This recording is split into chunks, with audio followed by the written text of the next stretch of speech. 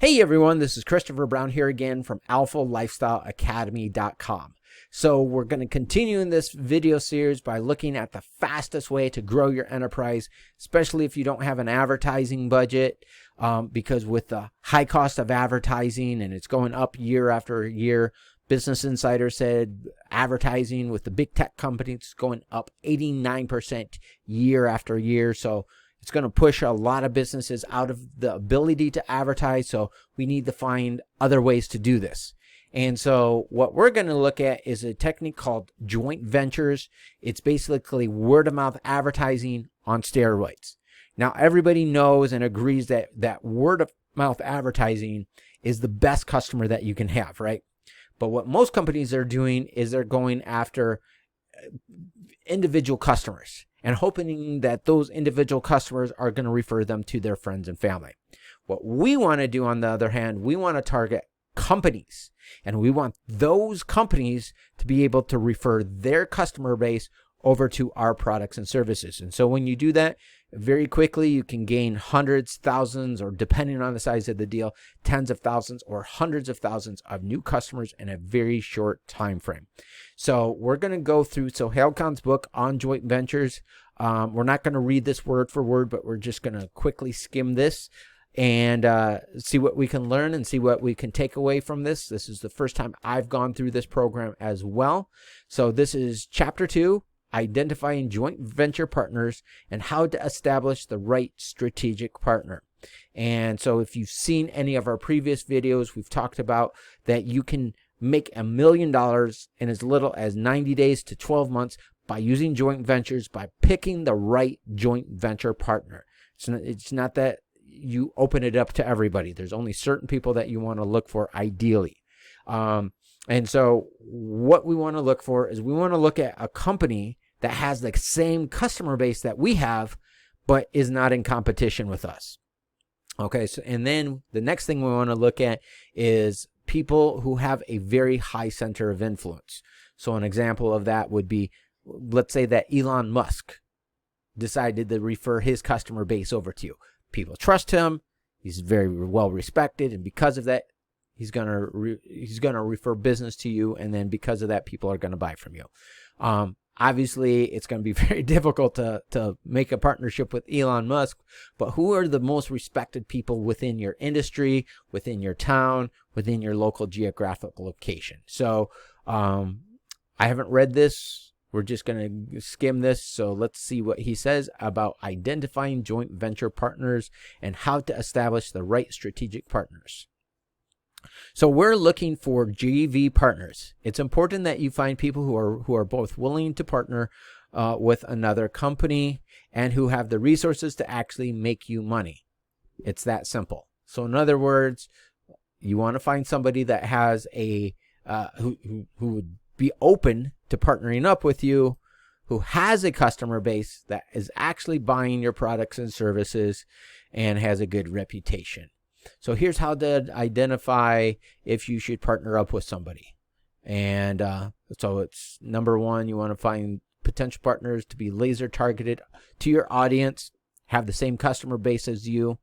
And then number two, your potential partner must have an incredible, active, and trusting and money spending customer base. So yes, you want people to be spending money with them, and then they'll spend money with you. And then number three, they must have a good track record. Now, tips for finding partners that will guarantee you success from day one. Now, when I did this, and I've talked about this before, the very first time that I did this, I made a deal with a guy by the name of Joel Brelton. And he had a customer base and had their email address, and he sent an email to his customer base in my behalf, and within my very first 6 hours, that turned into 141 sales, which was about $100 a piece, which was about $14,100. We did some things with it, but that turned within a 12-month period, though, that turned into about $140,000 per month income because there was a lot of trust involved within that company. So let's go into this even further. So number one, go big. Contact the big, wealthy, and intimidating companies in your niche first. Chet Holmes, one of the things that he talks about is he talks about your Dream 100. Who are the Dream 100? The most ideal customers, the most ideal partners that you could have, that you would love to have them to recommend their products and services, or recommend their customers to your products and services. Now, because they are so big and so well known in your niche, they're also going to be a little bit harder to get. So that actually helps you to be able to go after them and pursue them, knowing that they're going to say no, or chances are they'll say no at the beginning. But this is a long, drawn-out process to find your most ideal customers. So let's continue. They are in most cases much more open to discussing partnerships because they realize that they can easily add to their bottom line by leveraging your products instead of having to research and develop them on their own. So yes, a lot of these big companies, they look for ways to make more profits. They're more motivated to look at ways to grow their revenue than smaller companies and less successful companies. Okay, and because of that, they are going to be more willing to work with somebody like yourself. Number 2, look for companies that actually rent their list of qualified buyers or allow targeted third-party offers to their buyers. In my opinion, this is the best partner, as they understand the concept of creating creative marketing and would be willing to accept joint venture proposals. So I'm looking at a guy right now, and he has about this is crazy, this is a huge number, but he has 300 million email subscribers. Now, how many of those are active? I don't know, but he still does a very good business. He does email marketing as a business, and he does he emails in behalf of other companies, and he does advertising that way. But he's got a steady case of customers that keep coming back to him month after month and continue to use his services. So that's a deal that I'm working on, something like this. Number 3, who do you know? Do you have any industry contacts already? They're on a first name basis that you can leverage in your niche. They don't have to be the CEO or MD or even someone in the decision making role, because you can get them to refer you to the key players. So you want to have relationships with other businesses. We've all heard of the term, your network is your net worth. So you want to continue to work with already existing customers through the people that you know. Grant Cardone. So network marketing, let's look at that. It has a bad taste in a lot of people's mouths. Not that the business itself is bad, but they don't like how it's been done throughout the years. And one of the things that they tell you to do is go out and talk to your friends and family and try to get them into your company. That's not what we're talking about here. Your Grant Cardone calls this your power base, and he says just start re-engaging all the people that you know, start networking with them, getting at the top of mind, and no sales pitch, just say, hey, how's things going? Just wanted to reach out to you, and start building this relationship with them again. Because what gives network marketing a bad taste in people's mouths is you might know somebody, but you haven't talked to them for 2 years. And now all of a sudden you're reaching out to them because you're trying to make money off of them. That's why people don't like how network marketing works. But what Grant Cardone again says is go after your power base. So these are people that you know, re-engage them, just like you're engaging an inactive customer. You want to do the same thing, and then eventually you can introduce them to what you have to offer, and then see who they work for, or if they have companies, or then you can work out a deal that way. Okay, again, so let's continue, move forward. Again, your choice of JV partners for a particular project will ultimately determine the success of it. If you choose highly competent people for your joint venture, there is no reason why it would fail. If the project involves joint ventures for promotional mileage, for example, the partners you should seek in those with sizable mailing lists and expansive online presence. You simply cannot get a JV partner with a mailing list of 10 subscribers and expect you to get any sizable promotions together.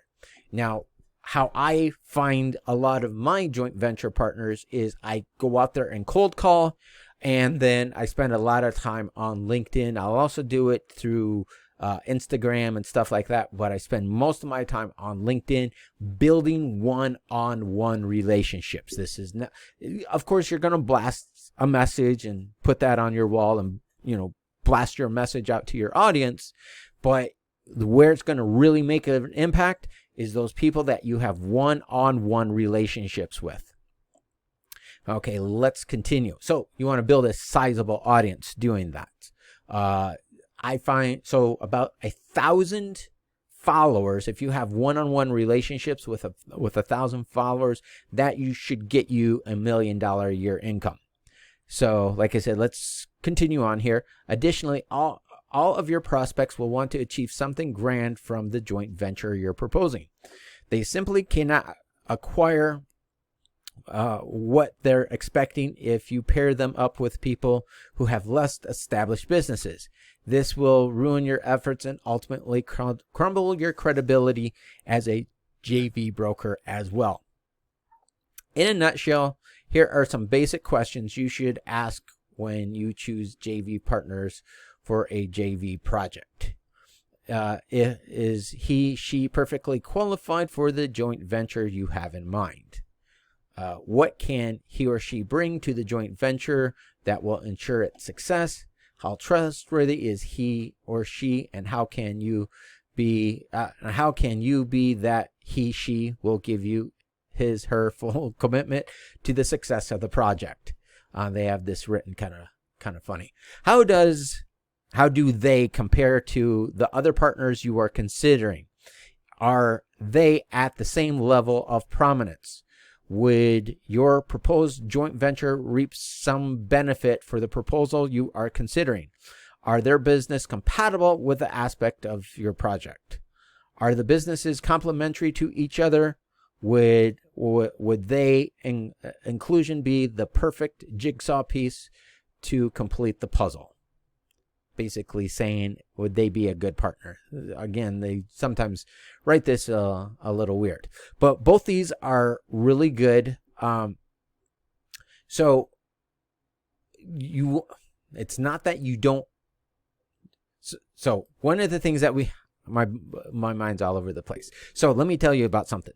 So we have this thing that we call as the mathematical formula to writing your own check. Okay, and what we know is when you do that, so when you have 100 partners, okay, so you have 100 partners, 1/3 of them will do nothing, 1/3 will do a little bit, 1/3 will do a little bit more, but you'll have about, out of 100 people, you will have about 5 or 6 people that will make you a 6-figure per month income. So it says you do not want to go, it says trying to avoid people who are new in business. I'm not really of that sort. I don't in all cases, I don't necessarily say that you should stay away from new people, because you want to help them as well. So they can help you and you can help them. So, but keep in mind that worst case scenario, you'll build a network of 100 people.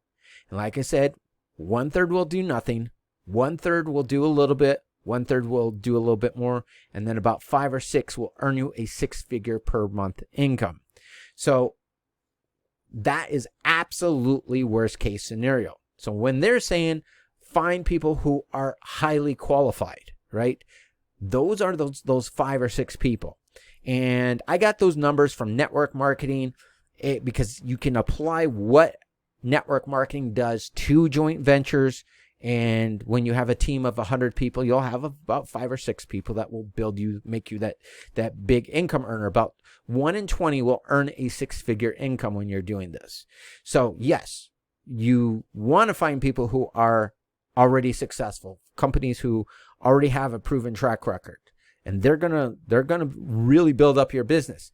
But this doesn't mean that you would completely want to turn those away who are less successful, because when you build a network of 100 people, then everybody's going to be successful. So those are just some things to consider when putting joint venture deals together. So that's the end of chapter 2.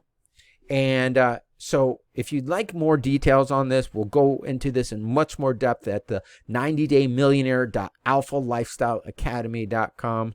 And you can find out some more details on it there. We'll give you scripts, and we give you the action plans, how to do it through word for words, copy and paste scripts that you can do on LinkedIn and direct mail campaigns. There's a lot of different tools that we provide you on how not only we have put deals like this together, but how some of the companies that we've worked with have put deals like this together. But take care, everyone. Have a great day, and we'll see you in the next video within this video series. Bye-bye now.